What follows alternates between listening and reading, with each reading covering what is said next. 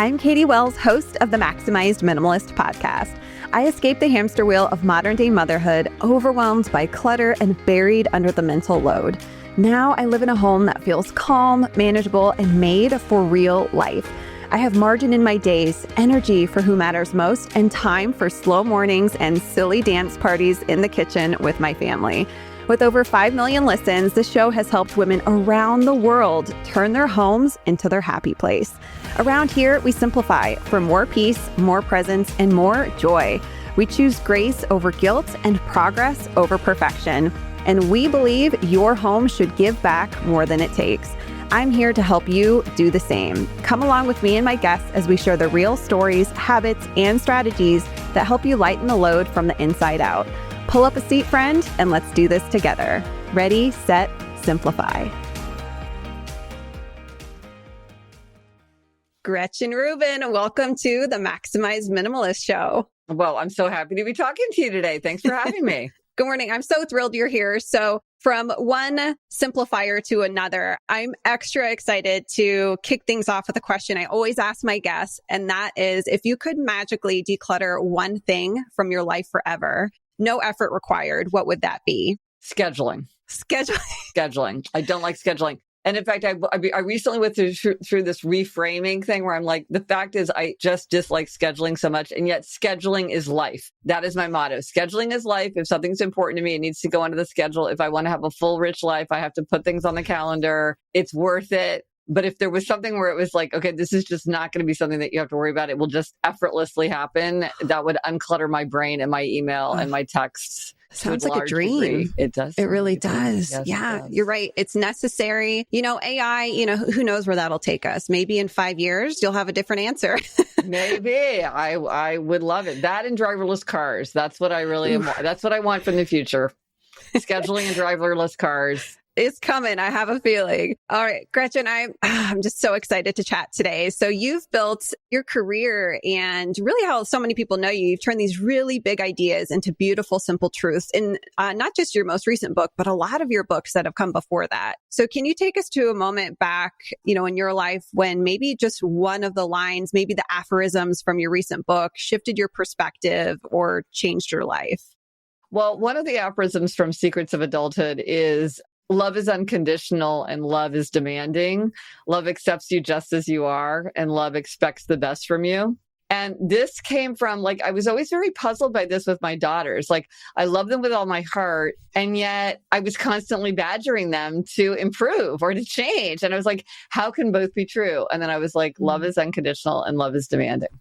That is so good. And I think I can relate. I think your daughters are a bit older than my sons. Mine are 8 and 10. And there are those moments where you're like, ugh. And sometimes I can get so focused on trying to change or improve. And I tend to do the same with myself too. I think a lot of people with that growth mindset sometimes get so focused on improve. And sometimes just focusing on that.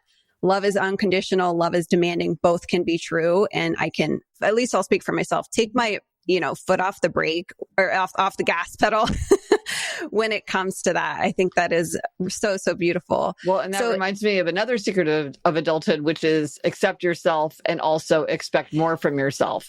Yes. So on the one hand, we want to have the self-compassion, but on the other hand, we want to push ourselves into outside of our comfort zone and into an atmosphere of growth. And each of us has to decide where that line is for ourselves, but both are true. This is the thing in happiness. A lot of times, two things are in tension. And so part of what makes it confusing is that we have to navigate our way through where two things are true at the same time. Yes. So how do you find that balance in your life? Because that's something I tend to struggle with. And I know I hear from a lot of my listeners, it's like, we want to get better. We want to improve. We have goals in place. But it's like sometimes it causes more stress than it helps. So is there a moment in time maybe where it feels like you're beating your head against the wall, maybe, scheduling or whatever. And you're like, why does this feel so hard? And it's like, wait, is this a me issue?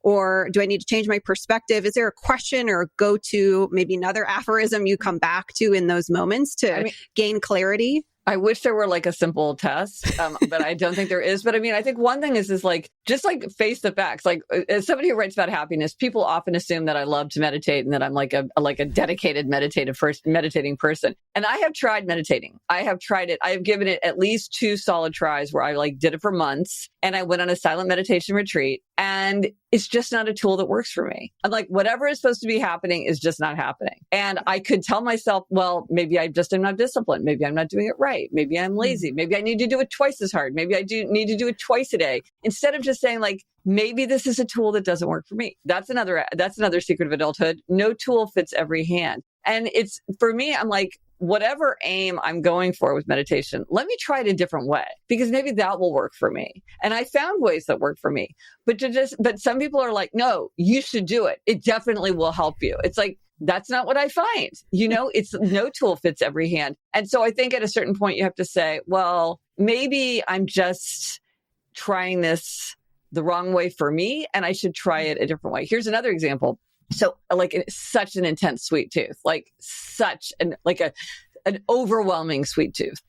And then I was reading something about Samuel Johnson, Dr. Johnson. And in it, the anecdote is recounted where someone offered wine to Dr. Johnson, and he said, I can't take a little. Abstinence is as easy to me as temperance would be difficult, meaning he could have none, but he couldn't have a little bit. And when I read that, I thought, oh my gosh, that's me. I'm definitely an all or nothing person. I can't have a little bit of sugar, but maybe I could have no sugar. And like, I just gave up sugar like overnight. Like basically I don't eat carbs. So I don't eat things like rice or flour or pineapple or mango or starchy or corn or peas. Like I've really turned it into a hobby. So I went very hard in that direction of like going very low carb, but I love it because for me, it's easier to have no sugar than to have a little bit. Now, some people are not like that. They're moderators. So I'm an abstainer, meaning it's easier to have none.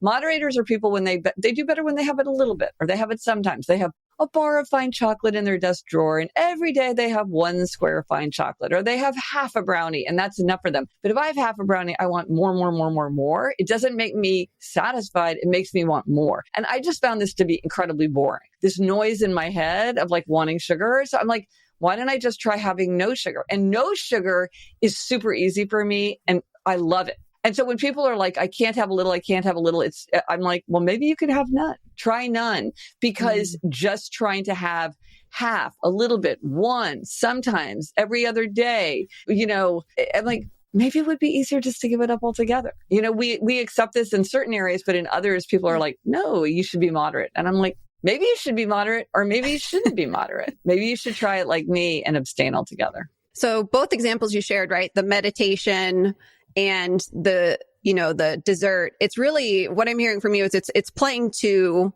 like your intuition, what you know about yourself. Am I hearing that right? Like to a certain extent, it boils down to help us make these decisions. Yes, I'm going to try this. No, it's not for me. And I'm going to move forward and not, feel guilty about not being a person who can meditate, because I'm the same. Yeah. Where my husband is like, it's so good. You need to do it. Do you want? Yes. And I'm like, if it's coming from my partner, even more so, I dig my heels in. That's not a very great personality trait of mine, but I will vulnerably admit that. But it boils down to like, you have to know yourself. You have to know that who you are. You absolutely have to know yourself. And one of the things that's just puzzling to me is like, why is it so hard to know ourselves? Like you would think, I just hang out with myself all day long. Of course I know myself. But actually it's very, very challenging to know ourselves. Like on my site, GretchenRubin.com, I have like several quizzes that are aimed at helping you have self-knowledge. And on the Happier podcast, we talk about know yourself better questions all the time, because it's very hard to know ourselves. And sometimes it is helpful. Like sometimes people say, well, if you define me, you can find me. And they don't like to be put into categories or definitions. But I actually think it can be really helpful sometimes to say, like, are you a moderator or are you an abstainer? Or like, are you a simplicity lover or an abundance lover? Simplicity lovers are people who like to strip back. They like bare surfaces. They don't like a lot going on, like one rosebud on a shelf. And then there are abundance lovers, and they like buzz and profusion and collections and stuff everywhere. And to them, simplicity feels stripped and sterile and bare.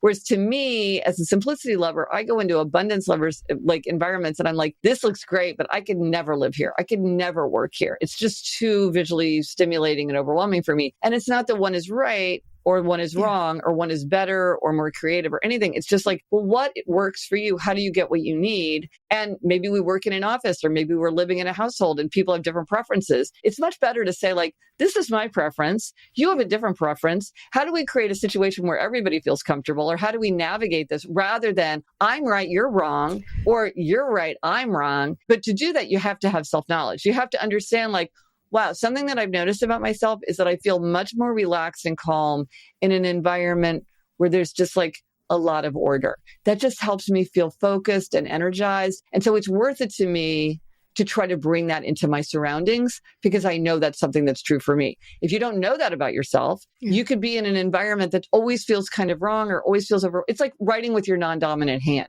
You can do it. It's just really hard. But if you switch to your dominant hand, it's just going to be much easier. So just like work with what's true for you. And that's going to make just things feel easier and more in tune with your preferences. But you can do that purposefully, or you can do that kind of accidentally. It's a lot easier to do it purposefully. It's a lot faster.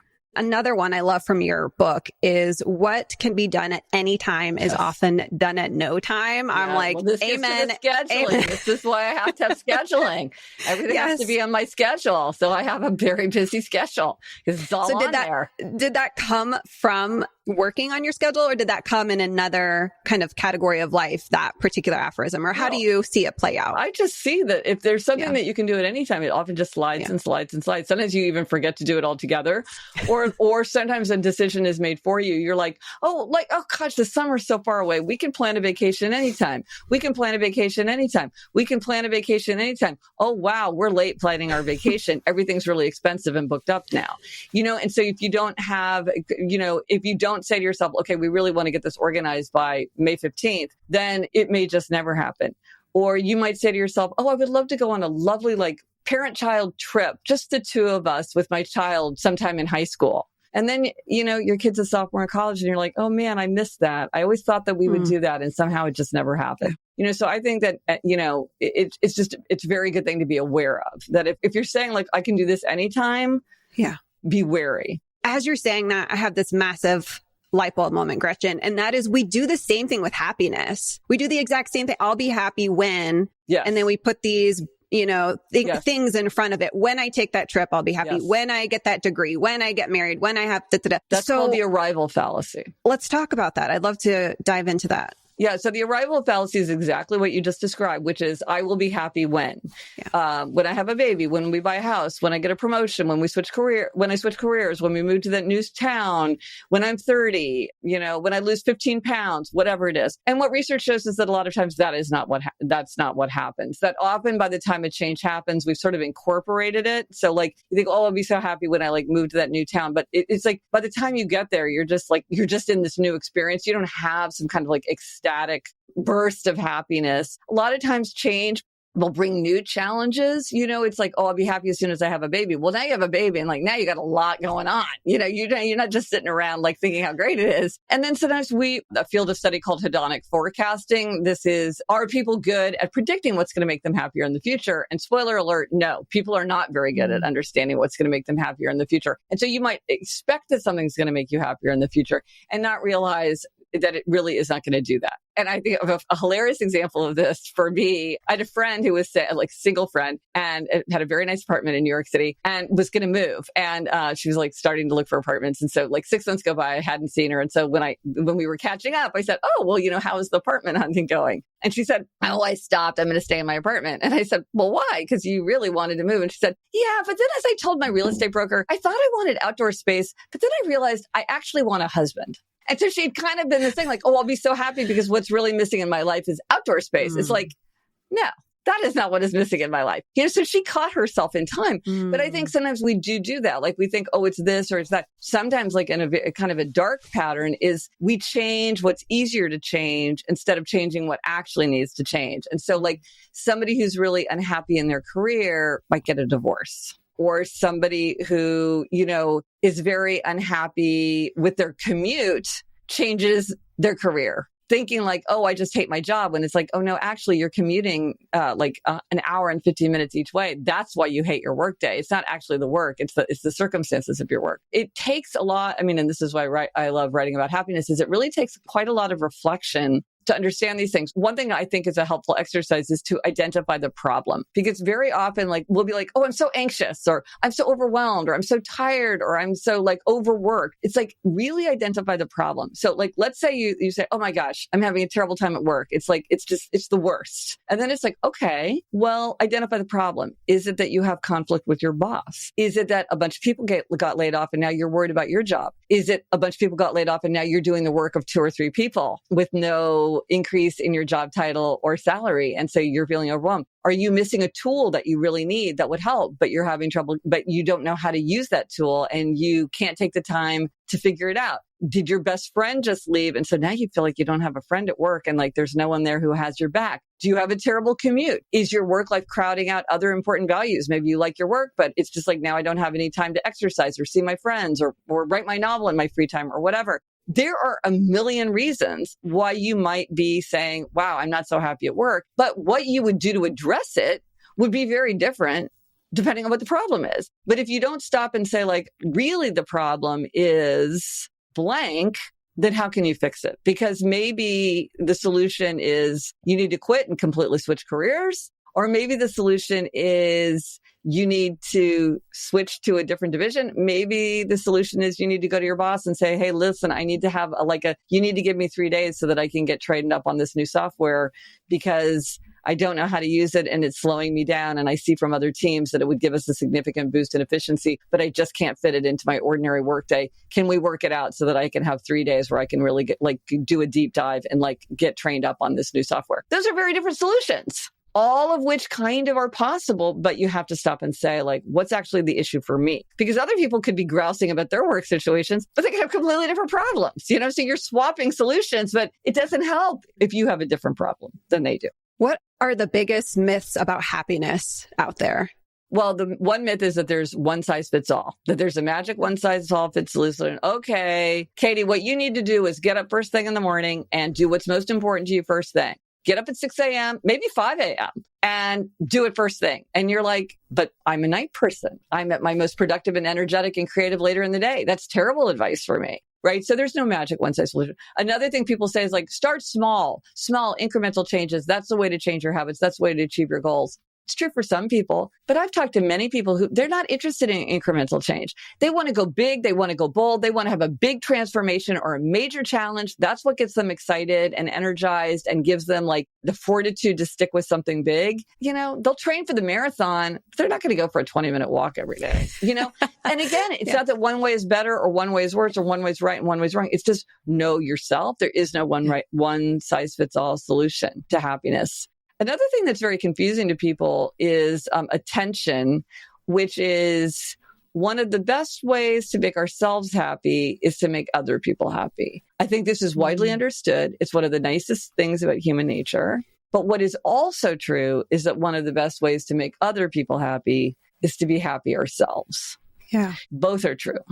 So I'm thinking of the self-sacrificing mom or, someone who might identify as a people pleaser. Is this? Ooh, this is my 4 Tendencies framework. Do you know about my 4 Tendencies framework? I read it. It's a great book. Yes. But could you share it with share it with my listeners? Yeah. And do you know your tendency? No. Okay. Well, you can take the quiz. Okay. But I'll describe it. I'll briefly describe this framework. Most people know what they are just when I describe it. We could do, and they're very obvious. You can see them everywhere. The people around you, Game of Thrones characters, The Office characters, Breaking Bad characters, they're all over the place. So I'll briefly describe it. And then, but if people want to take a quiz and get an answer and get a report that tells you how to think about it, just go to GretchenRubin.com. 3.5 million people have taken this quiz and it's free. Wow. But again, it's very obvious when you know what you're looking for. Okay. So this is the 4 tendencies. So what the 4 tendencies looks at, it's whether you're an upholder, a questioner, obliger, or rebel. And it's looking at how you respond to expectations. So there are 2 kinds of expectations. This all sounds very dry, but it turns out to be very, very juicy. 2 kinds of expectations, outer expectations like a work deadline and inner expectations like your own desire to keep a New Year's resolution. So depending on whether you meet or resist an outer or inner expectation, that's what makes you an upholder, a questioner, obliger, or rebel. Imagine a Venn diagram of 4 interlocking circles, in a diamond shape. That's what it is. Okay. Upholders are people who readily meet both outer and inner expectations. They meet the work deadline. They keep the New Year's resolution without much fuss. They want to know what other people expect from them, but their expectations for themselves are just as important. So sometimes they can seem kind of cold because if it's important to them, they're going to do it. They tend to not need supervision. deadlines, accountability. They tend to love tools like scheduling. They're very focused on execution. They can be rigid. I say this as an upholder myself. I'm often accused of being rigid. So their motto is, discipline is my freedom. Then there are questioners. Questioners question all expectations. They'll do something if they think it makes sense. So they're making everything an inner expectation. If it meets their inner standard, they'll do it. If it fails their inner standard, they'll push back. So they're looking for reasons, justification. They love efficiency. They tend to love research. They like to customize. They're always trying to optimize. They're often told they ask too many questions. They can sometimes drain and overwhelm people with their questions. They can sometimes fall into analysis paralysis when they want perfect information. And so that stops them from making a decision or moving forward. So their motto is, I'll comply if you convince me why. Then there are obligers. Now, obliger is the biggest tendency. This is the one that the most number of people fit into. It's the biggest tendency for both men and women. It's the one that pairs up the most easily with the other three tendencies. These are people who readily meet outer expectations, but they struggle to meet their expectations for themselves. So these are people who say, why is it I can keep my promises to other people, but I can't keep my promises to myself? Now, sometimes they characterize this as being a people pleaser. It's not really that, because sometimes there are obligers who fall into this pattern and they don't care about other people or what other people think or feel. But they'll only do it if there's an outer expectation. They can't do something just because they have an inner expectation of wanting to do it. This is key to understand about yourself or someone else, because you either are an obliger or you have many obligers in your life, is that if they want to meet an inner expectation, they must have a form of outer accountability. You want to exercise, you need to work out with a trainer, work out with a friend who's going to be annoyed if you don't show up, take your dog for a run who's going to be so disappointed if he doesn't get to go for a run, raise money for a charity. Think of your duty to be a role model. Think of your duty to your future self. Say to yourself, I have to be in shape because so many people depend on me. There are a million ways to create outer accountability once you realize that that is what you need. You cannot make time for yourself. You cannot motivate. You cannot put yourself first. You cannot set priorities. You have to have outer accountability. Now, one thing that's interesting, and this is one thing that makes me think, I wonder if Katie's an obliger, is that one thing about obligers is when they're creating outer accountability, spouses and sweethearts usually do not make a good source of outer accountability for a very romantic reason. It's like, oh, honey, you're so close to me. You're like me. So I'm going to ignore you just the way I would ignore me. You need to have an outer form of accountability. And the more outer, the better, you know? So like a hired coach is better than a spouse, you know, so you always want to think about like, is it outer enough? And obligers are very different in the kind of accountability that works for them. So sometimes it takes a little bit of experimentation to figure out what kind of accountability works best for a particular person, but that is what they need. So that is obliger. And then finally, rebel. So obliger is the biggest tendency, rebel is the smallest tendency, but it's a very conspicuous tendency. These are people who resist all expectations, outer and inner alike. They want to do what they want to do in their own way, in their own time. They can do anything they want to do. They can do anything they choose to do. But if you ask or tell them to do something, they are very likely to resist. And typically they don't tell themselves what to do. Like they don't say, I'm going to stop eating bread, because they then they'll just run out and eat an entire loaf of sourdough the next day, as a friend of mine did. And because their motto is, you can't make me and neither can I. So those are the four tendencies. And so if you're trying to figure out how to kind of crack the code for yourself, you really want to know your tendency, because again, identify the problem, like how you would go about figuring out the solution is very much dependent on what your tendency is. Or if you're baffled by somebody else, or you're trying to help someone else and you don't understand like why it's not working, or there's like conflict, often it comes down to a difference in tendencies. Like if you have an upholder or obliger or questioner parent and you have a rebel child, a lot of times they don't understand how to work with that rebel child. Or you have a rebel parent and you have like an upholder child, and that upholder child is like, beside themselves, right? Because it's like, I want to show up at school on time with my lunchbox in hand. And the rebel is like, oh, like we can get there when we get there. You're only in kindergarten. It doesn't matter. All that. This plays out in many, many different ways. So the four tendencies is I think, a very valuable tool of self-knowledge, because it really has a lot of clues about how we can set ourselves up for success.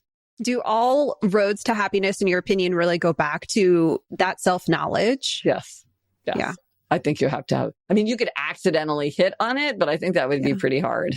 Now, gosh, okay. Of all the insights you've written over the years, and there have been many, is there one is true? I don't know if it's have resistance with, but maybe still find hard to live with? Or it's one you constantly have to remind yourself? Or does it change depending on the season? For me, it's that novelty and challenge bring happiness. The research is clear that novelty and challenge bring happiness. And I know from my own life that novelty and challenge bring happiness. But I am somebody who loves familiarity and mastery. And so I really have to say to we're planning a family trip. And I would say, I kind of don't feel like that trip because I feel like it would be more relaxing, sort of like just to be in my routine. But I'm like, novelty and challenge bring happiness. Or like one of the things every year on the Happier podcast, my sister, who's my co-host, and I do a list based on the year. So it's like, so this year it's like 25 and 25. So in 2025, we made a list of 25 things we want to do. And one of mine is that I want to watercolor every day because I want to learn to watercolor. And because I'm an all or nothing person, it's easier for me to do it every day than to do it some days. But the fact is, it's kind of discouraging. I mean, like, I've been doing it for a while now. I'm like, I don't think I'm really getting any better.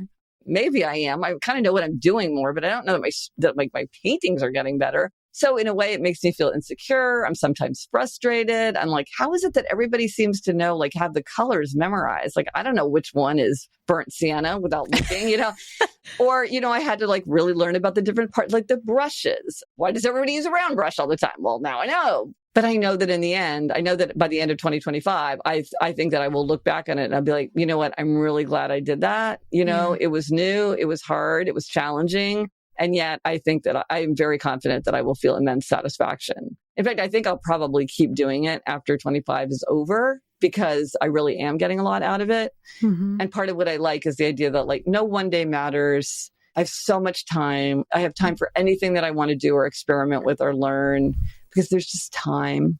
I was talking to a girlfriend the other day and we had this lengthy discussion about the idea of we both like to pick up hobbies, but we both struggle with once we start the hobby. So we could say watercolor, for your example, that it's like we go in with the idea of it's something I'll enjoy. It's like my me time. It'll be cathartic. It'll feel good. It'll make me happy. But then it becomes a skill I have to master. And then it's like, right? Kind of to the point, like, I'm supposed to get better, right? So is that something you struggle with? Or do you have any advice out there for those of us who tend to struggle with just being in the hobby or being in the moment and not forcing it to be like, it's something I have to get better at? Like, why can't I just be? Does that make sense? Well, I think it's all about your expectation because I think if you have the fantasy, like, oh, it's going to be fun. I'm going to take up knitting and in a couple weeks, I'll knit my mom a sweater for her birthday. It's like, it's not going to be easy like that. Mm-hmm. So you've set the wrong expectation. If you're like, I just want to chill out and like play with colors and use my hand, get an adult coloring book and do it with magic markers, right? Because then you're setting the aim in the right place, which is, this is just relaxing and fun. This is just something that I can do that's going to be pleasurable. That's like, I'm using my hands, but it's not hard. Or if you already know how to knit, that it would be that thing where you can do it while you're talking to a friend, or you can do it while you're watching TV and it's just like it flows. But the fact is, a lot of things are hard. And you're not going to get the fun of it and the ease of it and the mastery of it if you don't go through the part of it being hard. So, and I do think that there are people where they love the preparation. Like they love to go out and buy the stuff. The stuff is so fun. It's so fresh. It's so new. It feels so full of possibilities. Like I had a roommate after college. She's like, I'm going to learn to rollerblade. She went out, she got the rollerblades, she got the cute outfit, she got the helmet, she got the pad, she got everything. She went one time and she never did it again. Because for her, the fun was buying it. Like she wasn't interested in like learning to rollerblade, but you kind of have the fun of rollerblading until you've learned how to rollerblade, So I think part of it is managing your expectations. I think sometimes people say, oh, I see people like making these elaborate cakes on Instagram and it just looks so easy and fun. Like how hard is that? And it's, you know what? It's really hard. And it's going to be frustrating. And so I think go into it knowing what you want to get out of it, because probably the cooler something looks, the harder it is going to be to learn how to do it. As we wrap up here, what do you find? I mean, in the modern days we're living in, 2025, earlier you mentioned a word that stuck with me, and I think it was attention. Do you think road to understanding oneself is obviously crucial when it comes to happiness, but can you speak to the distraction or attention piece that so many of us struggle with and I think ultimately takes away from our happiness?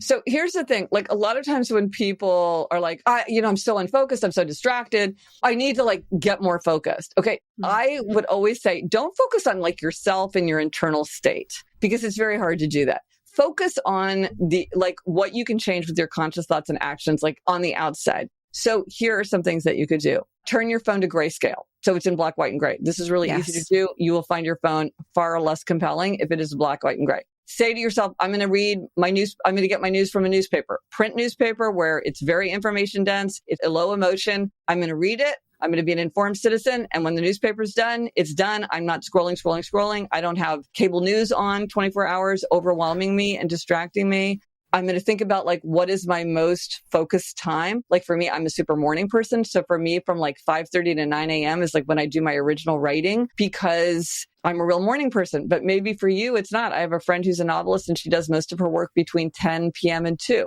a.m. Like, oh my gosh, I'm in bed by then, but that's when she does her best work. And so instead of trying to say like, oh, I need to make myself a morning person, she's like, wow, I have 4 kids and I'm a professional novelist. How can I arrange my schedule so that I can work in the time that is really the best for me? And she managed to do that. Now we don't always have total control, but sometimes we have more control than we think.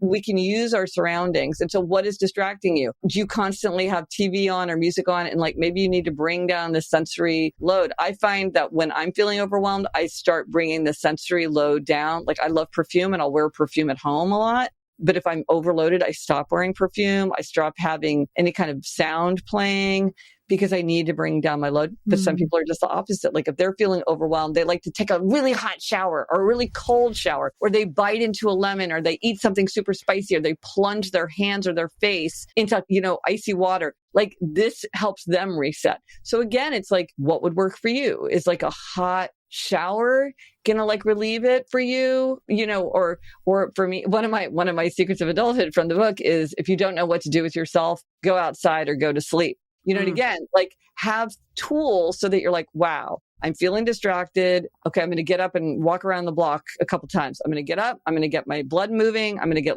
natural light in my face. That also helps. Like there are things to do to manage it rather than just saying, oh, modern life is so distracting. I can't sit down and read a book. It's like, it's all technology and just letting it wash over us. It's like, there are things to do.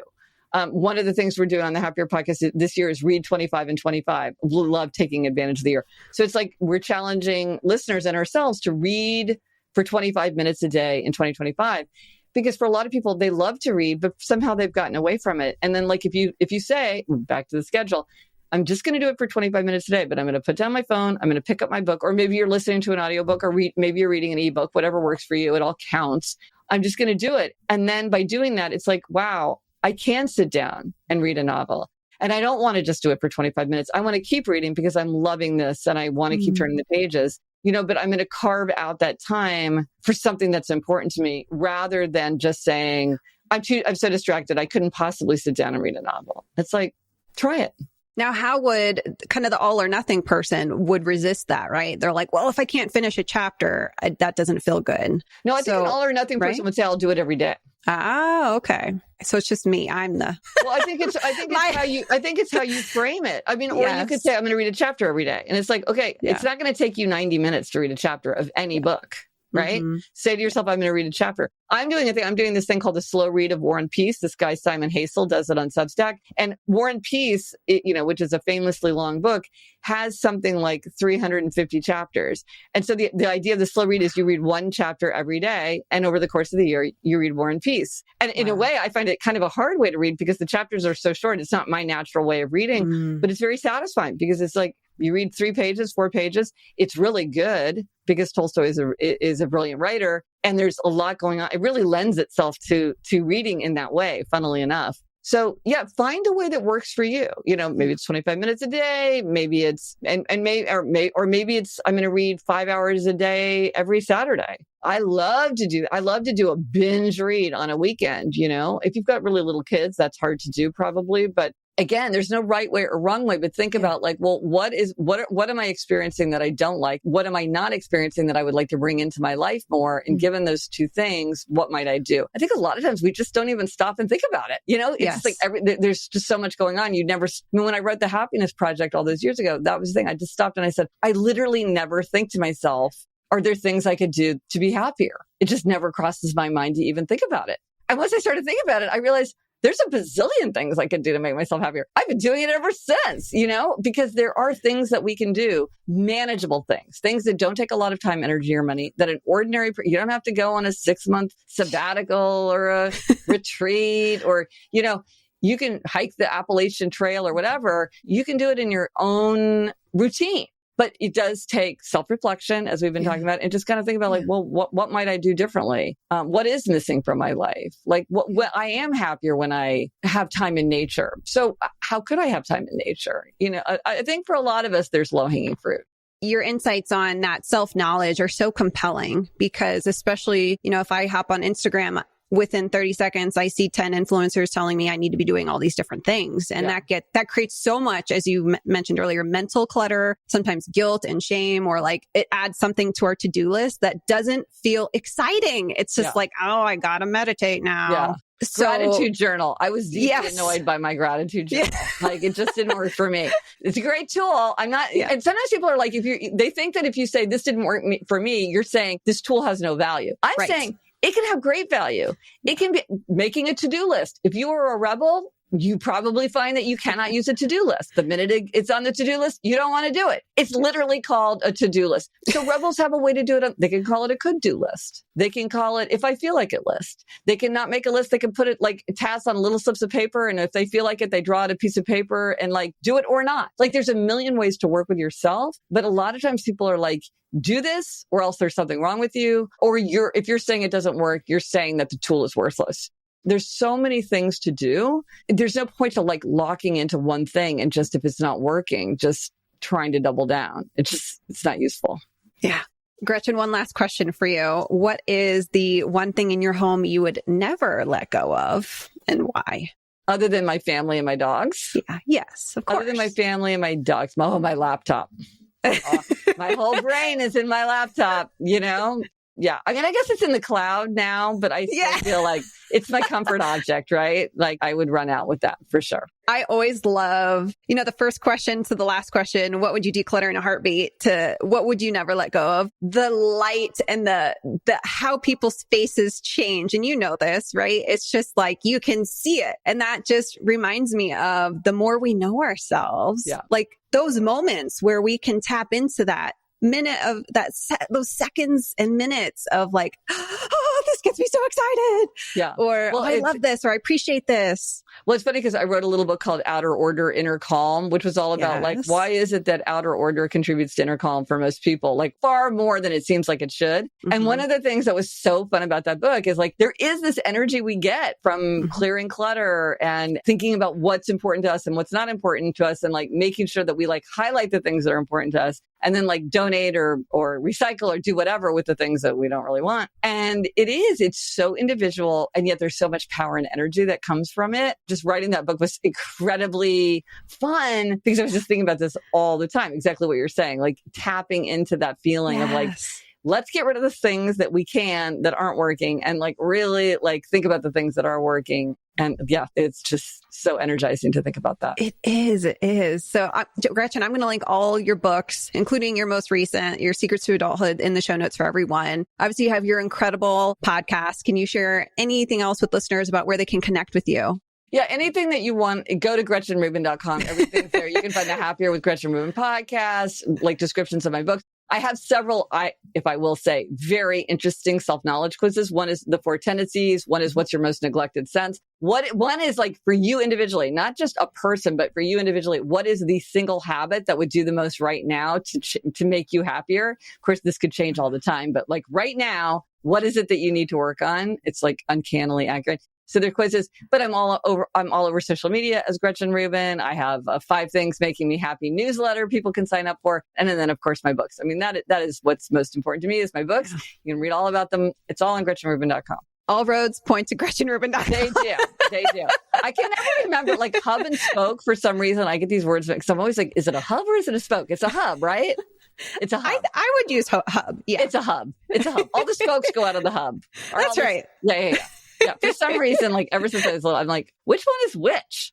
I don't know. I'm left-handed, and I think sometimes like I can't remember which thing is which. It's like, which one is left? I have to do the L in my hand. I still do never eat shredded wheat for the Northeast Southwest. Did you learn an acronym for that? Do you use that? I have, righty-tighty, lefty-loosey? Or righty-tighty, lefty-loosey. That's critically important. It is. I have the sun rises, the bread rises in the east and sets in the west. That's how I remember like where the sun comes up. But I live in New York City, so the east and west is like very much like I have to like do it like through that. Through all the buildings. Yes. No, it is funny. It's funny. I love a mnemonic. I think we should do more mnemonics in life, right? I am here for it. Again, they're easy to remember. Yeah, Let's we'll do a side hustle. We'll get in on that. Everything we need to remember. Starting on the hub. Spoken Hub. Yeah. Spoken Hub. Yes. Gretchen, thank you so much for coming on the show today. I so appreciate you and sharing your passion and helping us just be more happy in the world. Like, what a cool job you have. I love it. It is true. It is true. And this is so much fun. I feel like we could talk all afternoon. We're interested in so many of the same things. So thanks so much. Thanks, Gretchen.